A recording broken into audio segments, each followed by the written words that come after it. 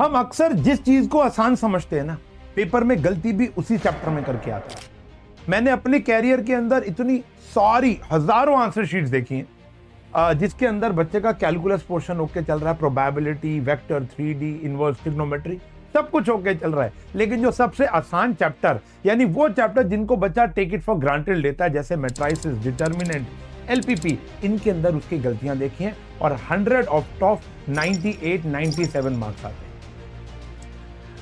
देखो, मुझे पता नहीं है कि आप इस चैप्टर को टेक इट फॉर ग्रांटेड लेते हो या सीरियसली लेते हो, लेकिन अगर आपका टारगेट 100 आउट ऑफ 100 मार्क्स लेकर आना है तो हर एक चैप्टर उतना ही इंपॉर्टेंट है जितना integration.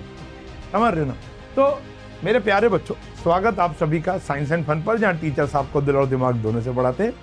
Matrices, which is the third lecture of this series. जिसको कॉन्टेक्स्ट नहीं पता मैं बता देता हूं। हम एक ऐसी सीरीज स्टार्ट कर चुके हैं जहां पर हम हर एक चैप्टर के धमाकेदार इंपॉर्टेंट PYQ, CBQ क्वेश्चंस और अतरंगे बहुत बढ़िया बढ़िया लेवल के क्वेश्चन हम आपको कराने वाले हैं। आज का लेक्चर छोटा रहेगा, आपने देख ही लिया होगा, बहुत ज्यादा क्वेश्चंस नहीं है, लेकिन अक्सर बच्चे इन क्वेश्चंस के अंदर अटकते हैं और गलती करके आते हैं। आज हम मैट्राइसिस पढ़ रहे हैं।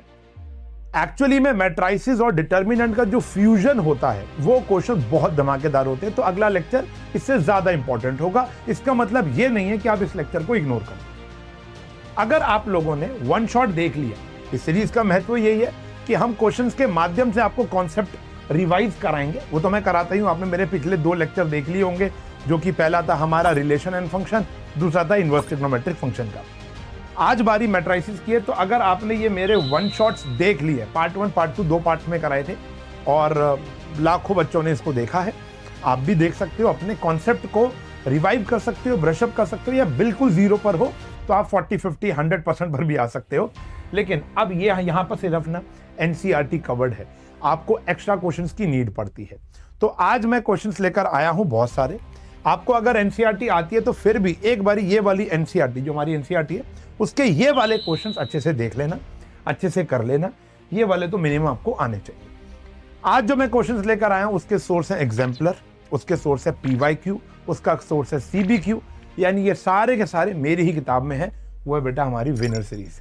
विनर सीरीज एक ऐसी ऐतिहासिक किताब है जो कई सारी किताबों का मिश्रण है, PYQ का मिश्रण है, कॉम्पिटेंसी बेस्ड क्वेश्चन भरे पड़े हैं, और वो भी लेवल वाइज। जैसे बच्चे ने NCERT पढ़ी, मेरा ये वाला देख लिया लेक्चर, उसके बाद वो लेवल 1 क्रैक करेगा। लेवल 1 क्रैक करने के बाद उसको एक एनर्जी मिलेगी, एनर्जी मिलने के बाद पॉजिटिव एटीट्यूड आएगा, फिर वो लेवल 2 क्वेश्चन पे जाएगा, जिसका लेवल थोड़ा ऊपर है। और आजकल CBSE इस लेवल के ऊपर काम कर रही है, तुम जानते ही। तो लेवल 2 के ऊपर आप जाओगे तो आपको बहुत अच्छे क्वेश्चन मिलेंगे, वहां चैलेंजिंग क्वेश्चन मिलेंगे। वो करने के बाद भी प्रॉपर सॉल्यूशन आपको दे रखा है। उसको करने के बाद आपको मिलेगा MCQ questions, assertion reasoning, case based questions, और लास्ट में आएगा test yourself with proper detail solution and toppers answer sheet. Science commerce दोनों की अवेलेबल है, लिंक डिस्क्रिप्शन में और कमेंट पिन में डाल देता हूं, उसको जरूर खरीद लेना। अगर कोई क्वेश्चन बैंक नहीं खरीदा तो खरीद भी लिया, और अफोर्ड कर सकते हो तो खरीद लेना। लेवल 1 लेवल 2 CBQ की बात कोई नहीं कर रहा। आज के बहुत सारे क्वेश्चंस हम उस किताब से भी लेकर आए हैं। बहुत सारे, क्या मतलब लगभग सारे ही दिख जाएंगे आपको। तो क्वालिटी ऑफ क्वेश्चन बहुत बढ़िया है। पेन कॉपी लेकर बैठेंगे मेरे प्यारे बच्चों, और चैप्टर आसान है। इस 1 घंटे सवा घंटे, मुझे नहीं पता जितनी भी देर लगेगी, आपको ये पूरे पूरे क्वेश्चन रिवाइज कर लेने हैं। जैसी क्वेश्चन आएगा वीडियो को पॉज करनी है, सॉल्व करना है, आंसर कमेंट में फेंक देना है।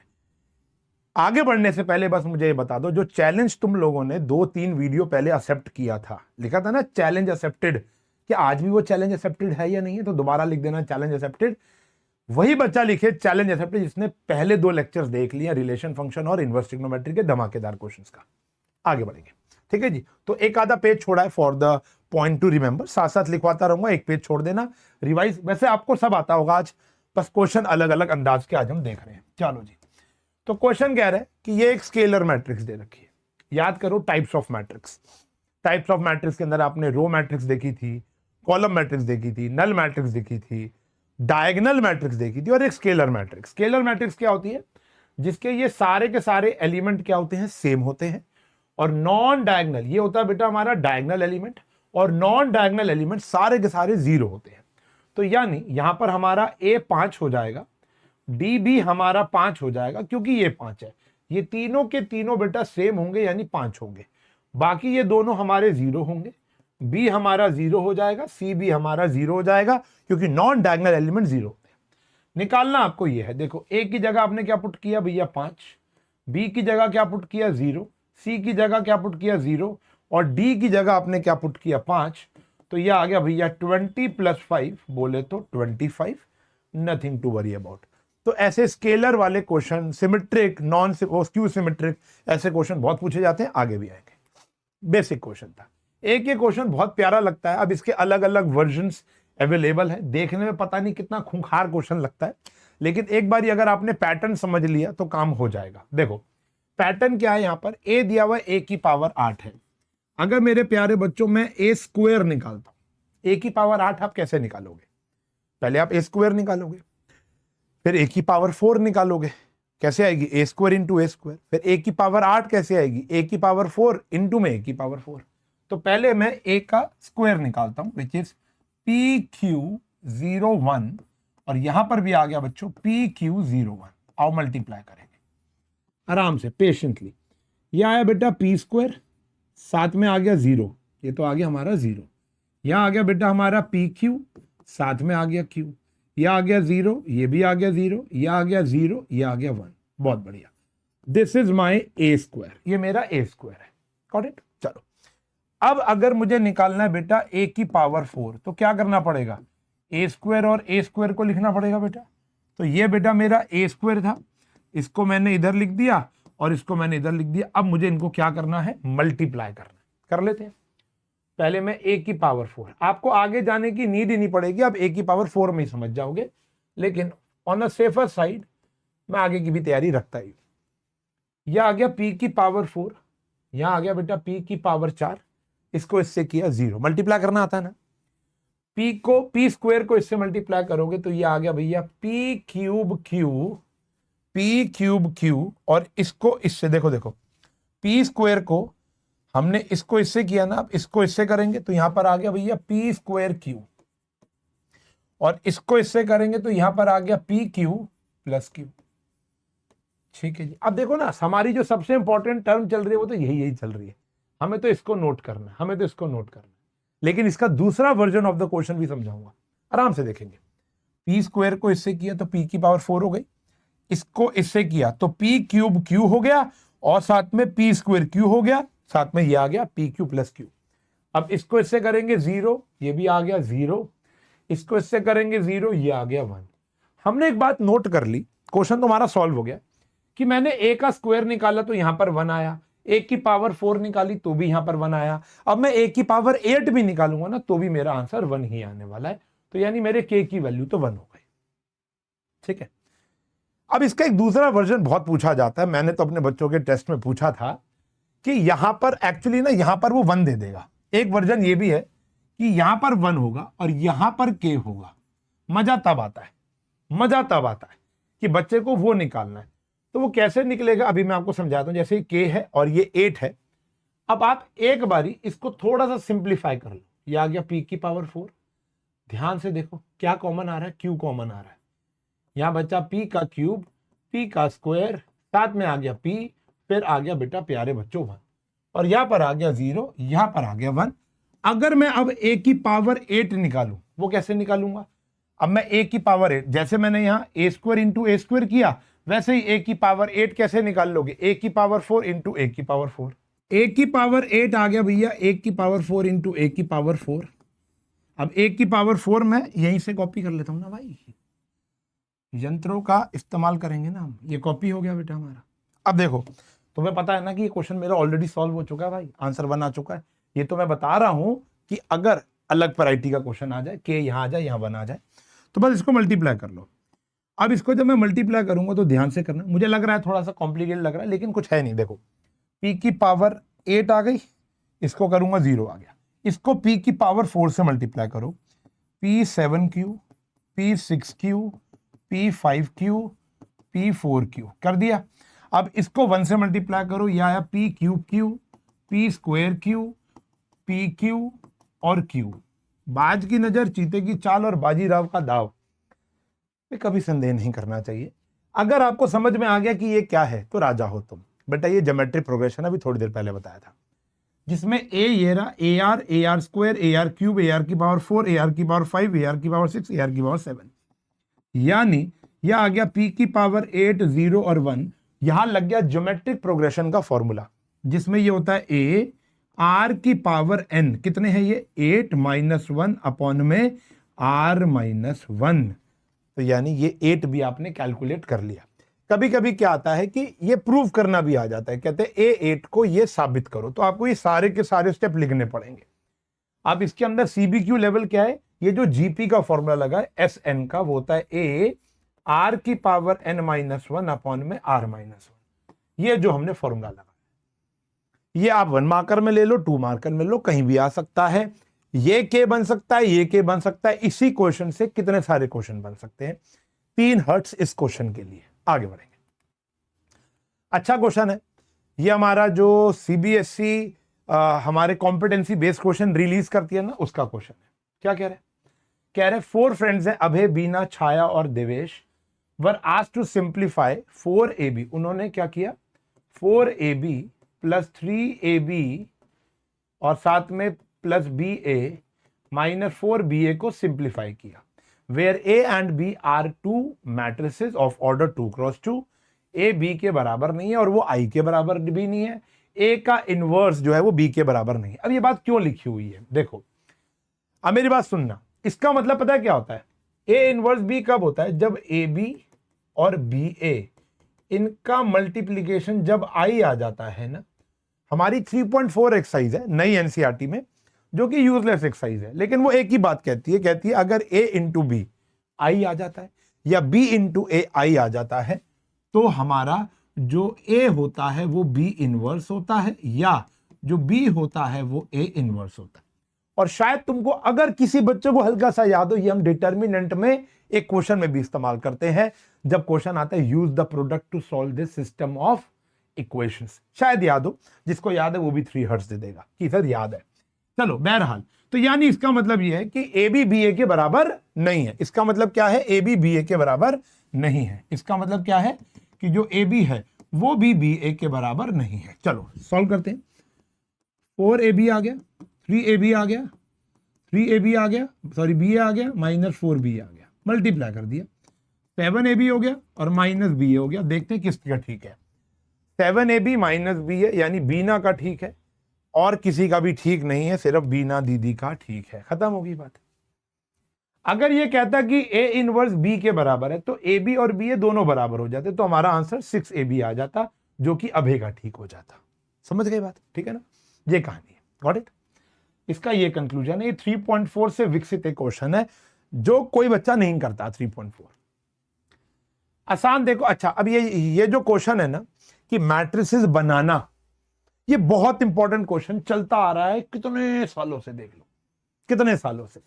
तो आपको एक 2 क्रॉस 2 मैट्रिक्स बनानी है। तो जब भी एक 2 क्रॉस 2 मैट्रिक्स बनानी होती है, A11, A12, A21 और A22, आपको बोल रखा है अगर I और J बराबर नहीं है, जैसे ये दोनों बराबर नहीं है, तो इनकी जगह आपको क्या डालना है। जब I और J बराबर नहीं है तो इनकी जगह आपको 1 डालना है।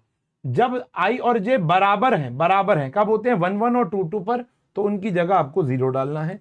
ये बन गई आपकी A मैट्रिक्स। और बच्चा 0 1 1 0 0 1 1 0 अगर ऑप्शन में होता तो सीधा टिक करके आ जाता, लेकिन क्वेश्चन में मेरे प्यारे बच्चों छोटी सी बातें होती हैं। A स्क्वायर, यहां पर ना ओवर एक्साइटमेंट में गलतियां होती हैं बच्चों से, मुझसे भी होती हैं, यही हम लोगों को रोकनी है।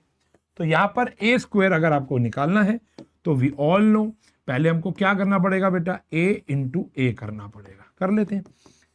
ये आया 0, ये आया 1, ये आया 0, ये भी आया 0, ये आया 0, ये भी आया 0, ये आया 1 और ये आया 0, यानी I के बराबर आ गया 1 0 0 1 1 0 0 1 डी ऑप्शन।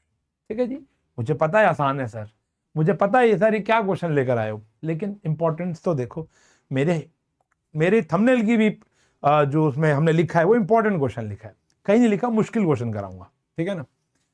ये आ गया A, आ गया A की पावर 2023। ये 2023 में पूछा गया क्वेश्चन था, इस साल आएगा 2026। ठीक है, नहीं तुम तो 2027 में दोगे ना पेपर, तो 2027 आ जाएगा। समझ रहे हो, इतना पुराना क्वेश्चन है। कुछ मत करो भाई, A स्क्वायर निकालो पहले। ठीक है ना। ए स्क्वायर निकालोगे ना 0 1 0 0, ध्यान से देखना 0 1 0 0, ए स्क्वायर निकाला, ये आया 0, ये आया 0, ये आया 0, ये भी आया 0, ये आया 0, ये भी आया 0, ये आया 0, ये भी आया 0। जब बेटा मेरा ए स्क्वायर ही 0 है, अब ए स्क्वायर इंटू में ए की पावर 2021, जब मेरा ये ही 0 मैट्रिक्स है, 0 को किसे मल्टीप्लाई करूंगा, आंसर मेरा क्या आएगा, 0 आएगा। टेंशन नहीं लेनी इतनी, मेरी बात समझ में आ गई है, इतनी टेंशन नहीं लेनी। मल्टीप्लाई करना आता है ना, 0 इंटू में 0, ये आ गया 0 इंटू में 0, 0 इंटू में 0, 0 इंटू में 0, सब 0 हो गया। बहुत ही बढ़िया, आगे बढ़ेंगे। प्यारा क्वेश्चन है ये भी, कह रहे ए दे रखा है, बी दे रखा है, क्वेश्चन फ्यूजन क्वेश्चन है या इनवर्स ट्रिग्नोमेट्री है, लेकिन कितना भी फ्यूज कर लो मैट्रिक्स का क्वेश्चन डिफिकल्ट नहीं बन सकता। ए माइनस बी निकालना है, ए माइनस बी निकालना है, कलर चेंज कर लेते हैं। ए है क्या बेटा, आप ध्यान से देखेंगे, ए देखो दोनों में 1/π और 1/π कॉमन आ रहा है, ठीक है ना, तो 1/π तो कॉमन ले लिया। अब दोनों को सब्ट्रैक्ट करना है, यानी ये आया sine inverse X pi minus minus plus cos inverse X pi, क्योंकि बाहर माइनस था, ये माइनस और ये माइनस प्लस हो जाएगा। Tan inverse x by pi minus tan inverse x by पाई, ये तो 0 वैसे नष्ट हो जाएगा। इसकी बात करोगे बेटा, ये आएगा sine inverse x by pi minus sine inverse x by pi, बहुत ही बढ़िया। ये आया cot inverse pi x minus minus plus tan inverse pi x. Formula याद है, भूल गए हो, फॉर्मूला याद है, भूल गए हो। Sine inverse angle plus cos inverse angle π/2 होता है, इनवर्स ट्रिग्नोमेट्री में पढ़ाया था। ये 0, ये 0, ये भी आ गया बच्चों π/2। मल्टीप्लाई करोगे तो आंसर वुड बी 1/2 0 1/2, आंसर देख लो, ये आ गया 1/2 आई है ना, 1/2 कॉमन लोगे, 1 0 0 1, तो आंसर इज 1/2 आई यानी आइडेंटिटी मैट्रिक्स, ठीक है ना। चलो, कह रहे A and B are symmetric matrix है, ये तो आया ही नहीं, तो मैं बता देता हूं बी ए ट्रांसपोज क्या होगा ये बताना है। हाँ, ये दोनों सेम क्वेश्चन है, ए और B symmetric matrix of same order है, तो ठीक है जी, symmetric matrix of same order, then A B transpose minus B A transpose क्या होगा ये बता दो। इसके ऑप्शन भी होंगे, पता नहीं क्यों नहीं दिख रहे, कुछ ग्लिच हुआ है पीपीटी में, बट हमको पता है कि हमारा एनसीईआरटी लेवल का क्वेश्चन है। हमको पता है कि अगर मुझे चेक करना है, ए सिमेट्रिक दे रखा है, यानी ए का ट्रांसपोज ए के बराबर है और बी का ट्रांसपोज बी के बराबर है, P is equals to A B transpose minus B A transpose आ गया, सही है। अब मुझे चेक करना है कि ये वाली जो मेरी मैट्रिक्स है वो सिमेट्रिक आएगी या स्क्यू सिमेट्रिक, आओ चेक करते हैं। तो हम P का ट्रांसपोज करेंगे, यह आ गया भैया A B transpose minus B A transpose का होल ट्रांसपोज करो भैया, यह आ गया भैया ए बी ट्रांसपोज का ट्रांसपोज, यह आ गया बी ए ट्रांसपोज का ट्रांसपोज। फॉर्मूला बताता हूं, शायद याद होगा, कहते हैं एक्स माइनस वाई का जो होल ट्रांसपोज होता है वो x transpose minus y transpose हो जाता है।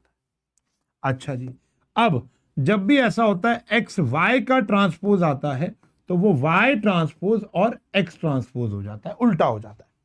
तो यहां पर हम क्या करेंगे, बी ट्रांसपोज का ट्रांसपोज, साथ में आ गया ए का ट्रांसपोज, उल्टा हो गया, इधर ए के ट्रांसपोज का ट्रांसपोज, साथ में आ गया बी ट्रांसपोज, यह आ गया बी, ये आ गया ए ट्रांसपोज, ये आ गया ए, ये आ गया बी ट्रांसपोज। ये बात पता है ना, किसी के भी ट्रांसपोज का ट्रांसपोज वही आ जाता है। अब देखो, अगर मैं इसमें से माइनस कॉमन लेता हूं तो मुझे क्या मिलता है, नेगेटिव वाला पॉजिटिव, पॉजिटिव वाला नेगेटिव, यानी जो मेरा पी ट्रांसपोज था ये दोबारा पी आ गया ना, वो नेगेटिव ऑफ पी के बराबर आ गया, तो देयरफॉर ये कौन सी मैट्रिक्स आ गई, स्क्यू सिमेट्रिक आ गई। एनसीईआरटी का क्वेश्चन है, और एनसीईआरटी में भी ये क्वेश्चन 2 बारी गिवन है, आपको पता ही होगा, एक हमारी एक्सरसाइज में और एक मिसलेनियस में। इंपॉर्टेंट क्वेश्चन है, इसको नहीं छोड़ना, ठीक है ना।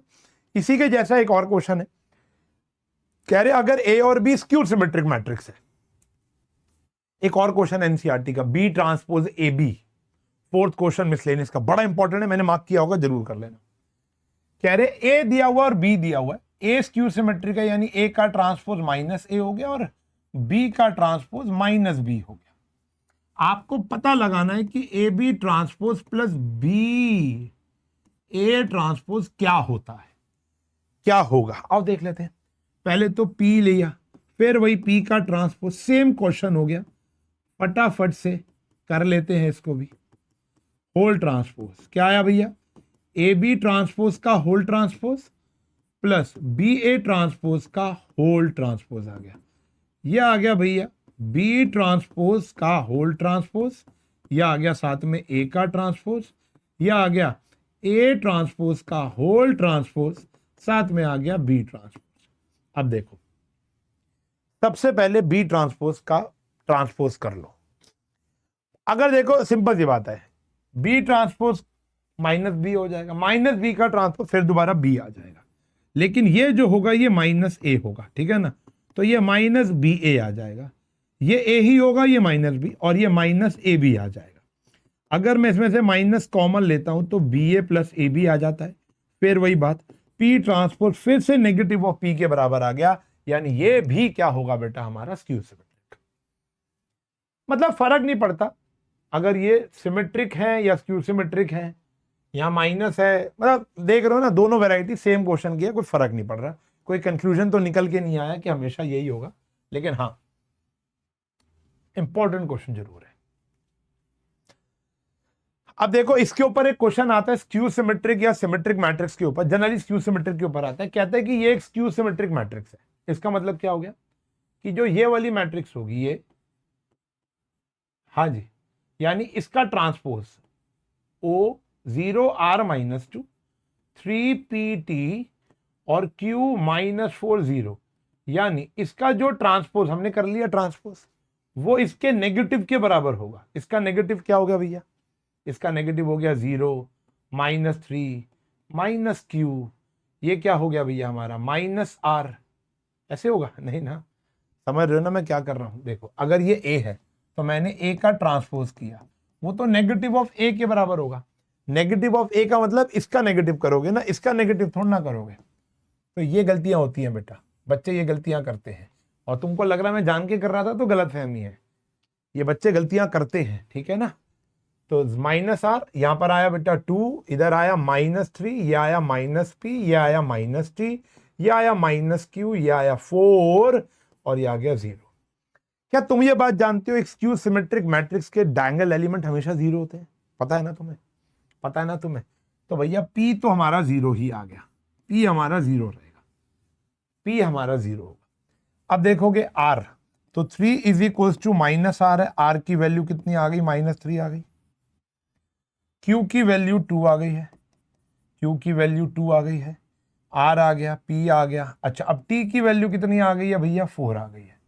हमारे पास सब कुछ आ चुका है, बस अब आपको क्या निकालना है, Q plus T, what is Q 2, what is T 4, P plus R, ये आ गया।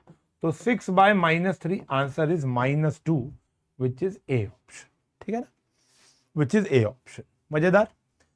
स्क्यू सिमेट्रिक की प्रॉपर्टी को आगे फॉरवर्ड करते हुए चलेंगे, कोई दिक्कत ही नहीं आएगी, आगे बढ़ेंगे। ये ऑर्डर वाला क्वेश्चन है जिसके अंदर ऑर्डर ज्ञात करना होता है। कह रहे हैं ए का ऑर्डर ये दे रखा है, बी का ऑर्डर ये दे रखा है और सी का ऑर्डर ये दे रखा है। आपको बताना है इनमें से कौन सा डिफाइंड नहीं है। डिफाइंड का मतलब है ऐड नहीं हो पा रहे, मल्टीप्लाई नहीं हो पा रहे। तो एक एक करके चेक करते हैं। जैसे हमने पहले को चेक किया, अगर मैं अपना पहला चेक करता हूं सी, अब सी का ऑर्डर है 3x3, फिर यहां पर आया ए का ऑर्डर है 2 इंटू 3 प्लस बी का ट्रांसपोज उल्टा हो जाएगा 2 इंटू 3। जब मैं 2 इंटू 3 को 2 इंटू 3 से ऐड करता हूं, I will get 2 into 3, I will get 2 into 3। क्या ये जस्टिफाइड है? क्या ये मल्टीप्लाई हो पाएगा? क्या सी का ऑर्डर है 3x3 और ए प्लस बी ट्रांसपोज का ऑर्डर है 2x3, क्या ये मल्टीप्लाई हो पाएंगे? नहीं। क्या थी कंडीशन? रो पहले वाले का कॉलम दूसरे वाले की रो के बराबर होना चाहिए, नहीं है बराबर, तो हमारा पहला ही आंसर डिफाइंड नहीं है। अब आप बाकियों को चेक कर लोगे तो वो डिफाइंड मिलेंगे। मैं आपको एक आधा चेक करके बताता हूं। जैसे बी को चेक करोगे तो सी का ऑर्डर था 3x3, ए का ऑर्डर था 2x3, बी ट्रांसपोज का ऑर्डर भी था 2x3, अब इसका भी होल ट्रांसपोज आ गया। तो ये है अगर 3x3 और 2x3 को 2x3 में ऐड करोगे यू विल गेट 2x3, उसका भी क्या करना है ट्रांसपोज। अब देखो यहां पर ये हो जाएगा 3x2, अब ये बराबर आ गए, ये डिफाइंड हो गया, अब ये मल्टीप्लाई हो सकता है। यानी ए नहीं आ रहा तो आगे बढ़ने की नीड नहीं है, क्योंकि हमें तो नॉट ही निकालना है।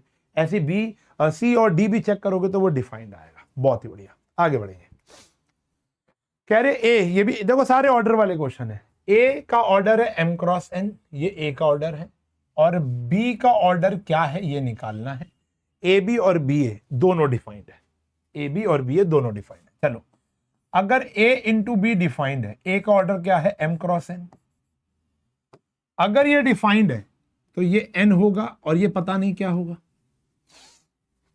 बोलो बोलो, ये दोनों सेम होने चाहिए ना, बिल्कुल सेम होने चाहिए। अच्छा अगर बी ए भी डिफाइंड है तो बी क्या था भैया, ये था m क्रॉस n, और ये क्या है भैया, अब देखो ये n, ये क्या होगा, ये सेम होना चाहिए तो m होना चाहिए। तो यानी बी का ऑर्डर आ गया n क्रॉस m, बी का ऑर्डर क्या आ गया n क्रॉस m, ओ n क्रॉस m। देखो ये भी एक मिस्टेक है, ये भी एक मिस्टेक है, n क्रॉस देखा ही नहीं, आगे टिक कर दिया। ये गलतियां नहीं करनी, कभी कभी ओवर एक्साइटमेंट में गलतियां हो जाती हैं, और अक्सर मैंने देखा है इंटीग्रेशन का जब क्वेश्चन आता है तो बच्चे बड़े ध्यान से करते हैं। मैट्रिक्स का क्वेश्चन आता है थोड़े चिल हो जाते हैं, अरे मैट्रिक्स ही तो है, लेकिन वहीं गलती हो जाती है, अक्सर मैंने देखा है। कह रहे ए एक स्क्वायर मैट्रिक्स है जिसमें ए स्क्वायर आई के बराबर। आपने ऐसे क्वेश्चन एनसीईआरटी में भी देखे होंगे क्यूब वाले, इनको जरूर करके जाना, ठीक है ना। अब ये क्वेश्चन है ए माइनस आई का होल क्यूब, क्या फॉर्मूला होता है, A cube minus B cube minus 3a square B plus 3ab square, ये आ गया ए बी स्क्वायर, साथ में इधर भी आ गया भैया A cube plus B cube plus 3a square B plus 3ab square minus आ गया 7a। देखेंगे जी, अब यहां पर क्या है, आई क्यूब से आई क्यूब कट जाएगा, 3a स्क्वायर आई से 3a स्क्वायर आई कट जाएगा, और कुछ नहीं है। अब देखो ए क्यूब 2a क्यूब हो गया, ये हो गया बेटा 6a आई स्क्वायर, साथ में आ गया 7a। मैं ए क्यूब को क्या लिख सकता हूं, देखो a इंटू ए स्क्वायर लिख सकता हूं, लिख ही सकता हूं। आई का स्क्वायर आई ही होता है, और किसी भी मैट्रिक्स को आई से मल्टीप्लाई करोगे वही आ जाएगा, यानी ये और कुछ नहीं 6a ही है। ए का स्क्वायर क्या है बेटा, आई, 6a माइनस 7a, ए आई भी ए ही होता है, तो ये 2a plus 6a minus 7a, 8 में से ये जाएगा, खाली क्या बचेगा a, तो हमारा आंसर ए ऑप्शन ही आ गया। ठीक है, मतलब मुझे पता है ये क्वेश्चन मुश्किल नहीं है, and you already know this questions, just practice it out, ठीक है ना। If a matrix has 24 elements, एक मैट्रिक्स के 24 एलिमेंट्स है, what are the possible orders, 24 element के पॉसिबल ऑर्डर्स क्या हो जाएंगे, 1 इंटू 24, 2 इंटू 12, 3 इंटू 8, 4 इंटू 6, 5 में नहीं आएगा, 6 इंटू 4, अब उल्टा शुरू हो जाएगा, 8 इंटू 3, 12 इंटू 2, 24 इंटू 1, ये पॉसिबल ऑर्डर होंगे। और अगर वो एक प्राइम नंबर होगा तो 13 इंटू 1 और 13 इंटू 1 या 1 इंटू 13। ठीक है जी, मुझे पता है ये बहुत आसान क्वेश्चन था, लेकिन बेटा मैं फिर बाबा बोलूंगा इंपॉर्टेंट है, ठीक है ना। अब एक क्वेश्चन देखो, देखने में कितना मुश्किल क्वेश्चन लग रहा है, सर ये कहां से आ गया सर। ये कह रहे हैं ए दे रखा है, आपको एफ एक्स दिया हुआ है, एफ ए निकालना है। तो मेरे प्यारे बच्चों, मेरा एफ ए क्या होगा, एफ ए होगा 1, एक्स की जगह ए ही तो पुट करना है, ए की पावर 4, ए की पावर 8, ए की पावर 10, ठीक है जी, ए की पावर 10। अच्छा, अब यहां पर अगर आप देखोगे तो हमें ए तो पता है, अब मैट्रिक्स के अंदर ए थोड़ा लिखोगे, वहां तो आई लिखोगे, मैट्रिक्स में 1 क्या होता है, आई होता है, ठीक है ना। अच्छा, अब ए हो गया, अब ए स्क्वायर निकाल के चेक करते हैं भैया, ए स्क्वायर क्या है, 0 2 0 0, ये क्या है भैया 0 2 0 0 है, बहुत बढ़िया। तो यहां पर आ गया 0, यहां भी आ गया 0, यहाँ आ गया 0, यहाँ पर भी आ गया 0, यहाँ पर आ गया 0, यहाँ पर भी आ गया 0, यहाँ पर भी आ गया 0। तो भैया ये हमारा ए स्क्वायर ही 0 हो गया। अगर ए स्क्वायर 0 है तो ए की पावर 4 भी 0 होगी, ए की पावर 8 भी 0 होगी, ए की पावर 10 भी 0 होगी। ये ए तो ए ही रहेगा बेचारा आई। तो मेरा आंसर आ जाएगा आई प्लस ए। आई होता है 1001 और ये है भैया 020, सॉरी हाँ 0200, सही तो लिख रहा था। तो ये आ गया 1201, ये हमारा आंसर आ गया 1201, 1201। क्लियर है? क्लियर, आसान है। आगे बढ़ेंगे। फिर एक मैट्रिक्स कंस्ट्रक्ट करनी है। एक एक्सपोनेंशियल वाला क्वेश्चन ले आया हूं, बहुत पुराना क्वेश्चन है येट इंपॉर्टेंट। एक मैट्रिक्स कंस्ट्रक्ट करनी है ए आई जे की फॉर्म में 3x2 मैट्रिक्स जनरेट करनी है।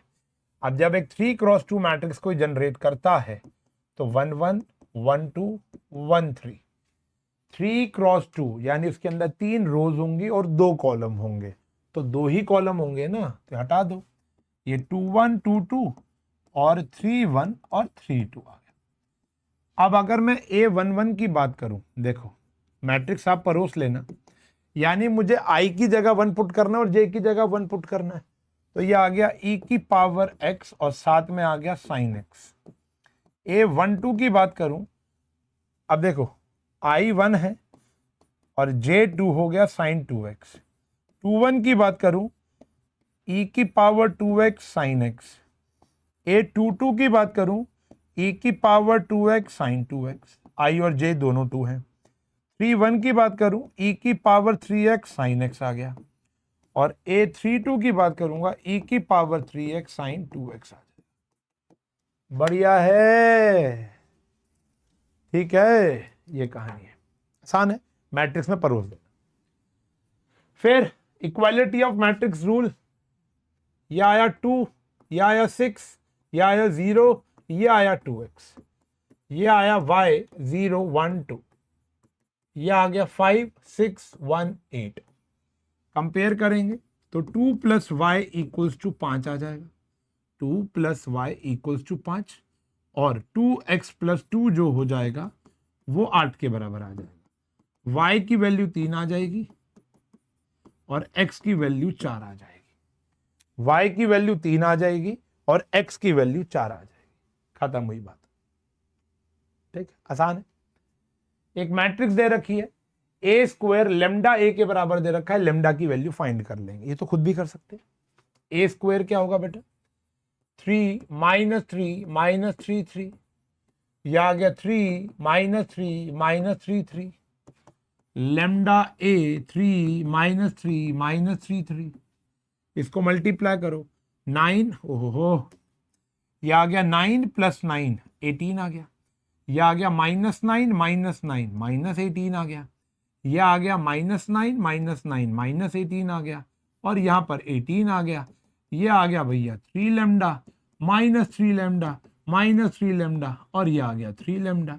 कंपेयर कर लो, 18 is equal to 3 lambda, lambda की वैल्यू 6 आ गई।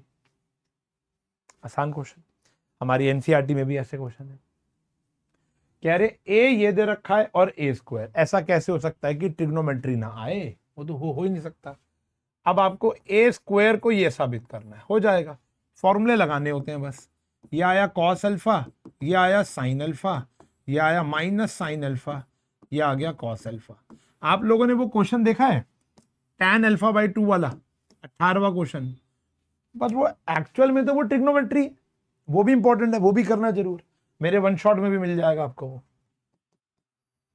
ये आया कॉस स्क्वायर अल्फा, ये आ गया माइनस साइन स्क्वायर अल्फा, ये आया cos alpha sine alpha plus cos alpha sine alpha, सब फॉर्मूले क्रिएट हो रहे हैं। ये कॉस 2 अल्फा का फॉर्मूला बन गया, 2 कॉस अल्फा साइन अल्फा, ये साइन 2 अल्फा का फॉर्मूला बन गया। फिर यहां पर देखो minus cos alpha sine alpha minus cos alpha sine alpha, इधर देखोगे तो ये आ गया sine square alpha minus cos square alpha minus sine square alpha plus cos square alpha. ये होता है बेटा कॉस 2 अल्फा, ये होता है साइन 2 अल्फा, माइनस कॉमन लोगे, ये भी साइन 2 अल्फा और ये आ गया cos 2 अल्फा। ये हिसाब करना है।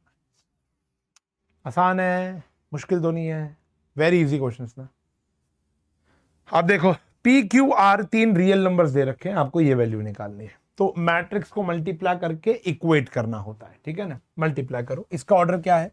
इसका ऑर्डर है 1x3, इसका ऑर्डर है 3x3। तो मेरा आंसर फिर से 1x3 ही आएगा। ये आएगा 3p plus 3q plus 2r। फिर यहां पर देखोगे 4p प्लस 2q, r है ही नहीं, ये आया खाली p plus 3q plus 2r, ये आ गया। ठीक है जी। और ये बराबर हो गया किसके बेटा? 301। आपको वैल्यू निकालनी है इसकी, बात की बात है। तो अगर मैं देखूं, मैंने इक्वेट करके तीन इक्वेशंस निकाल ली। यह आ गई भैया 3 के बराबर, 4p प्लस 2q ये 0 के बराबर आ गया, यानी 2p प्लस q ये भी 0 के बराबर आ गया। इधर देखेंगे p plus 3q plus 2r equals to 1 आ गया।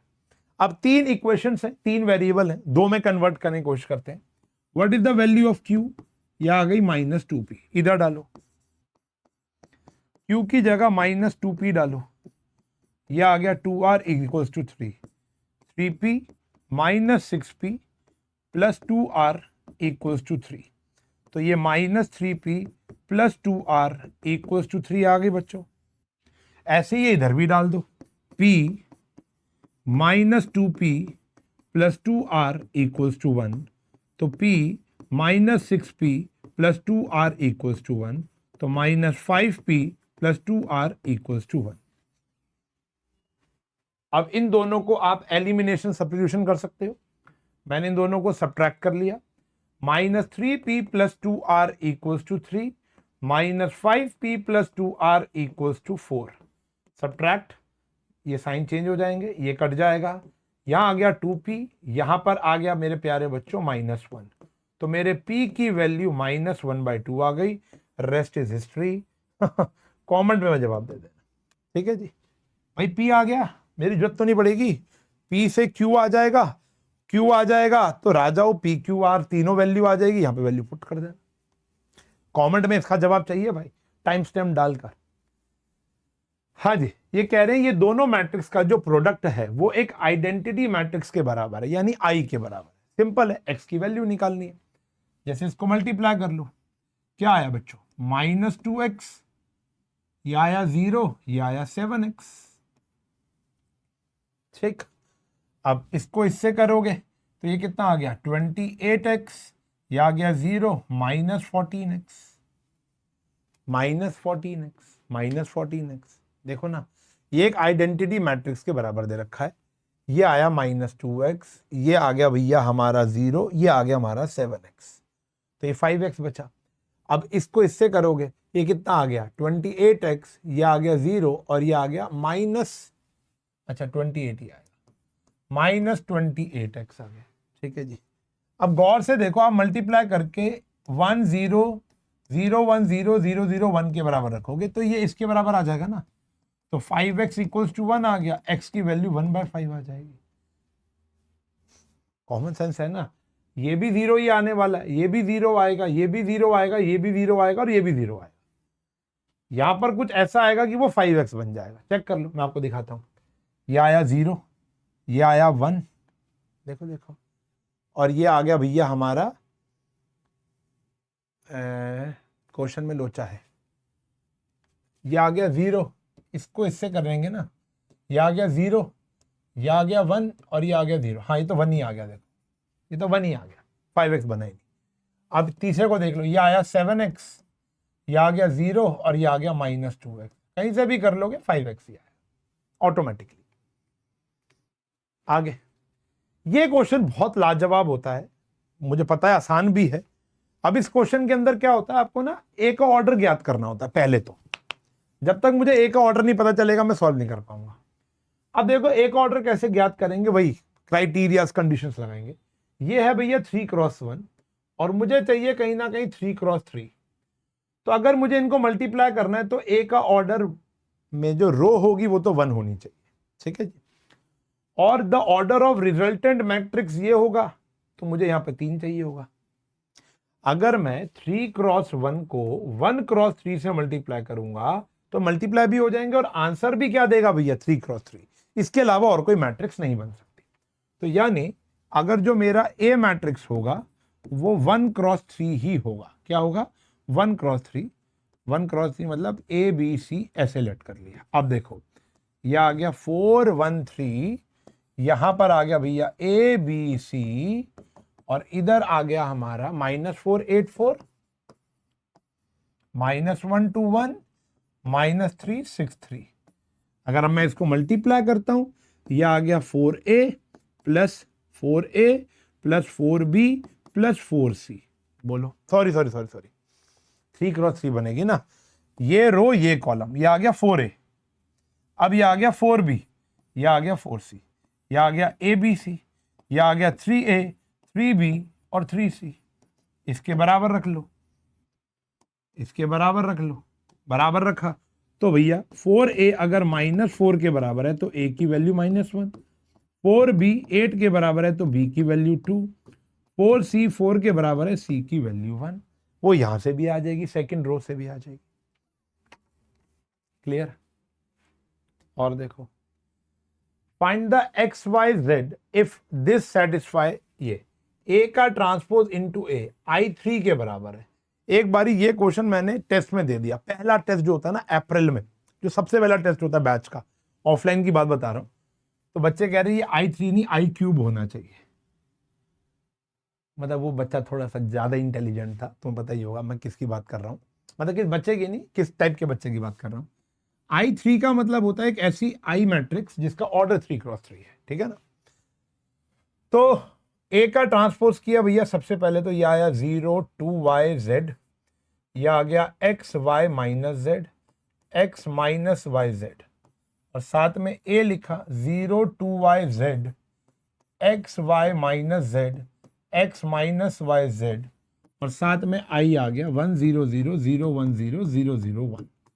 i3 का मतलब ये है। मल्टीप्लाई करेंगे, सिंपल है, यह आ गया 0, यह आ गया x, यह आ गया x, तो यह आएगा 2x²। ये 0 आएगा, ये 0 आएगा, ये 0 आएगा, ये 0 आएगा, ये 0 आएगा, ये 0 आएगा 100%, वरना वो i के बराबर कैसे आ सकता है। अब हमें क्या करना है, ये निकालना है। सेकंड रो सेकंड कॉलम से करोगे 4y² y², तो ये 6y² आ जाएगा। चालाकी नाम की भी चीज है ना बेटा।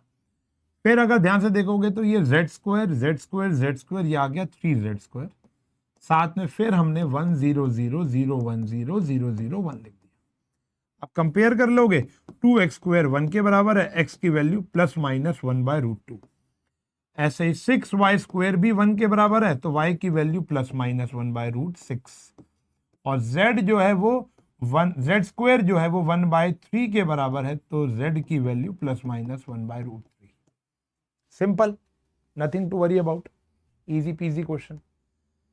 अच्छा जी, प्यारा क्वेश्चन है जी। अब देखो सेम लेवल का क्वेश्चन आ गया, कह रहे ए बी सी की वैल्यू 1 दे रखी है और ए ट्रांसपोज ए आई के बराबर है। आई मतलब 3x3 होगा, क्योंकि क्वेश्चन 3x3 का।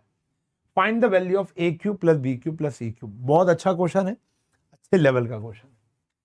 तो सबसे पहले तो ए ट्रांसपोज भैया क्या आया, ए बी सी ऐसे लिख दिया, फिर बी सी ए ऐसे लिख दिया, फिर सी ए बी ऐसे लिख दिया, और यहां पर आ गया भैया A B C B C ए, और ये आ गया सी ए बी।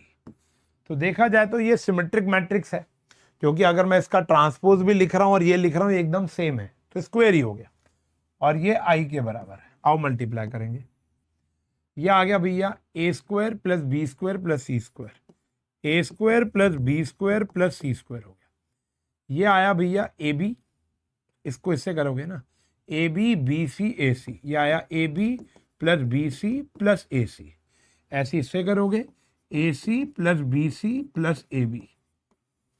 इधर भी देखोगे तो ए बी + बी सी + ए सी।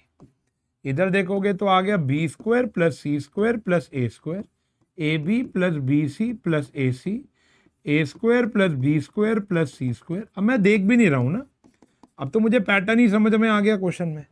अगर आपको नहीं समझ में आया तो मल्टीप्लाई कर लेना, मुझे तो समझ में आ जाता है। पैटर्न समझ में आ गया कि हर बारी ये हो रहा है। और यहां पर आई आ रहा है 1 0 0 0 1 0 0 0 1। अब मैं अगर कंपेयर करता हूं तो मेरे ए स्क्वायर बी स्क्वायर और सी स्क्वायर की वैल्यू 1 आती है, ए बी सी ए सी की वैल्यू बेटा मेरी 0 आती है। मुझे निकालना है A cube B cube C cube और ये 3 है। हाँ जी, अब देखो क्या आपको ये आइडेंटिटी पता है? सच्ची सच्ची बताना, सच्ची सच्ची। ये हमने 9th स्टैंडर्ड में पढ़ी थी। सच्ची सच्ची बताना आज भी ये तुम्हें याद है कि नहीं है कि A cube plus B cube plus C cube minus 3abc की एक आइडेंटिटी होती है। क्या होती है मैं बताता हूं। वो होती है A plus B plus C A square plus B square plus C square minus A B minus B C minus A सी।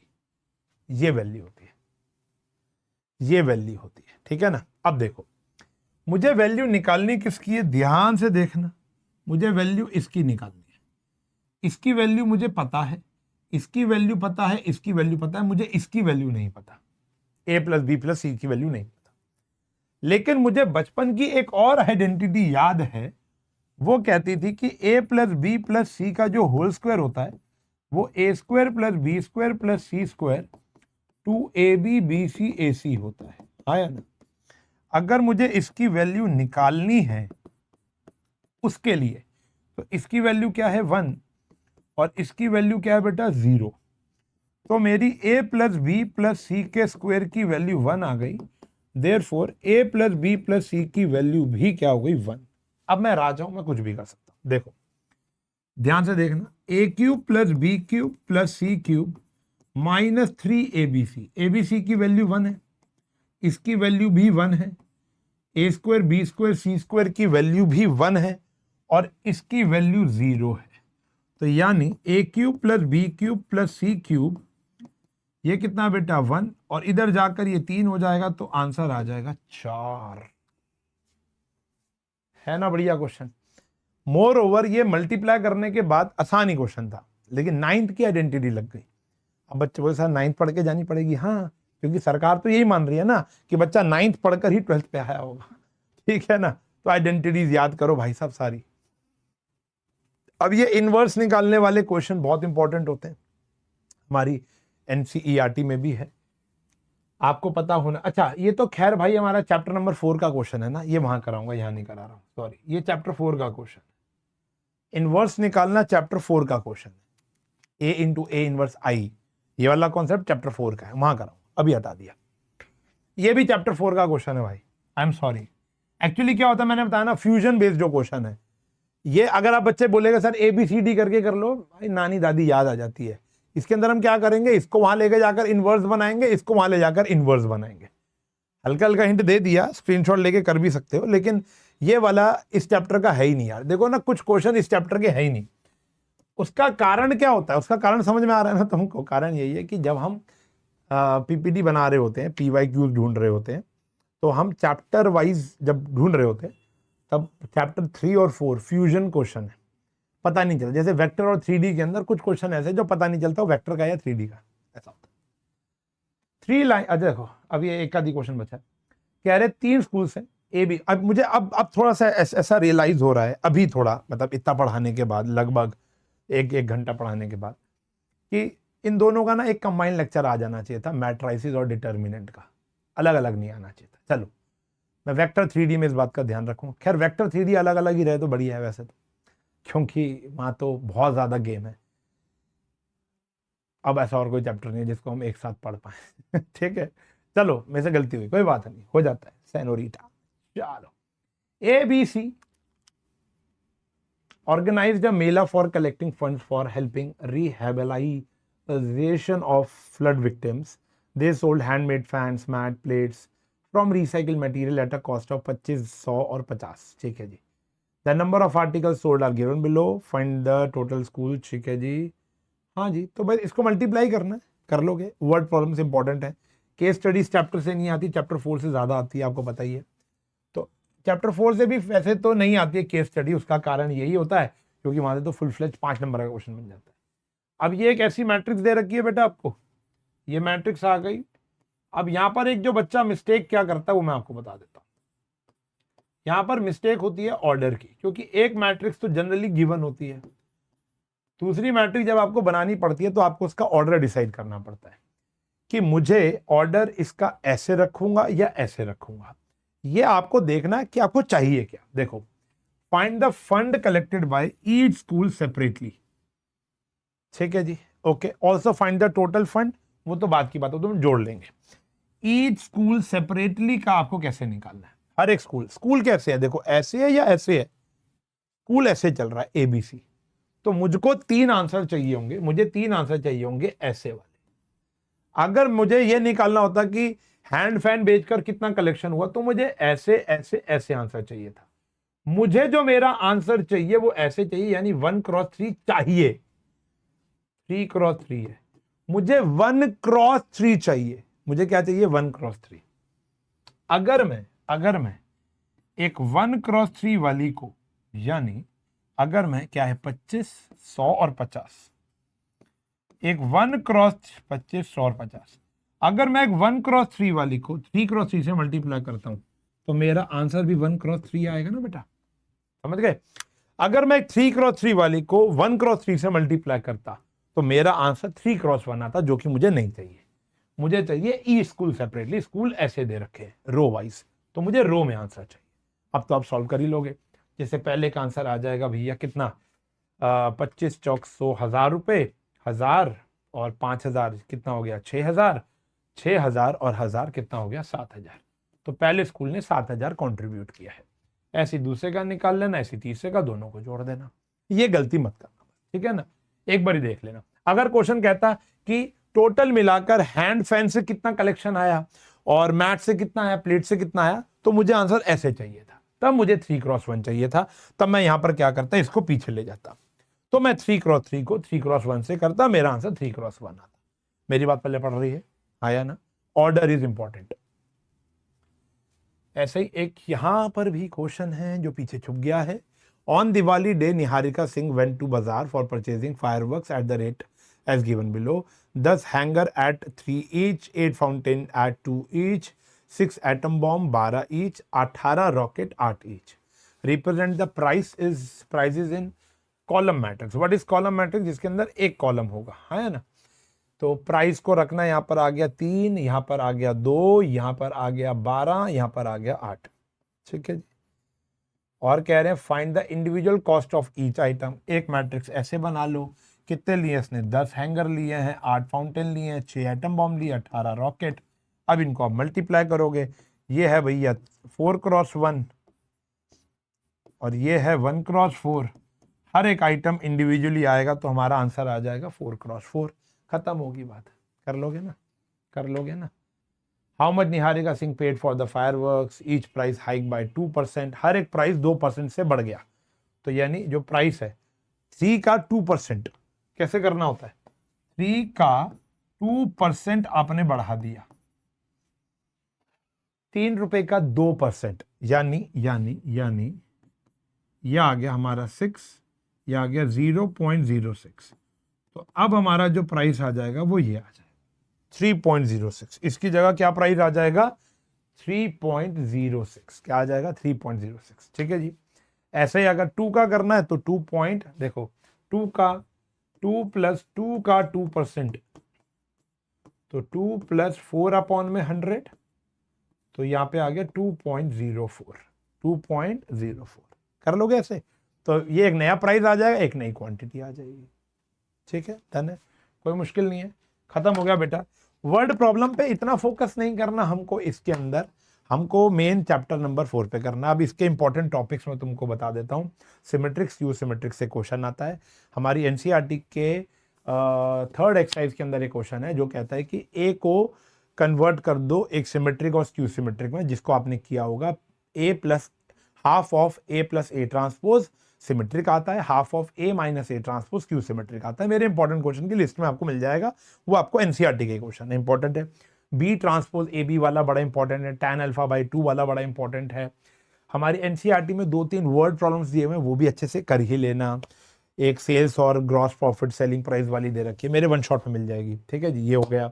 इसके अलावा एनसीईआरटी के बाहर अगर मैं जाता हूं तो किस लेवल के क्वेश्चन आते हैं, मैंने आपको बताया ऑर्डर बेस्ड क्वेश्चन बड़ा इंपॉर्टेंट है मैट्राइसिस से। एक पावर वाला क्वेश्चन की अजीब सी पावर आ जाएगी, एक की पावर 16 निकालना, एक की पावर 5 निकालना, ये वाले क्वेश्चन।